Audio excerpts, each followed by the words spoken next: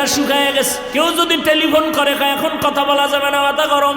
রোজাদার তো মাথা ধরে গেছে, পেটে ক্ষুধা, ফ্রিজের মধ্যে পানি, টান দিলে 3 লিটার নাই। একজনে কয় ভাই দরজা তার জানালা আটকাইয়া পানি পান কর। কারো দ্বারা আমি জীবনেও কব না কসম। কয় গলায় ছুরি লাগাইলেও পানি পান করব না। কেন? আমি আল্লাহকে ভয় করি। ইফতারির মাত্র বাকি আছে 10 মিনিট, সামনে ইফতারি রেডি, পানিও রেডি, রোজাদার বয়া রইছে, খালি বারবার ঘড়ির মধ্যে তাকায়। সারাদিনে যেই পরিমাণ ঘড়ি না দেখছে 10 মিনিটের মধ্যে 13 বার ঘড়ির দিকে তাকায়। মুয়াজ্জিন মরলো, এখনো কেন আজান দেয় না, মাইকে কেন আওয়াজ দেয় না? ঠিক নেই, মাথা গরম, এখনো টাইম হয় নাই। কততে তাড়াতাড়ি ক্যালেন্ডার দেখ। আল্লাহ কয় ফেরেশতা তাকায় দেখ, মাত্র 10 মিনিট বাকি।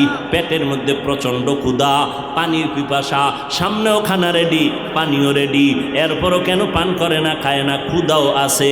আল্লাহ কয় ফেরেশতারা জানুনি? কয় জানি না।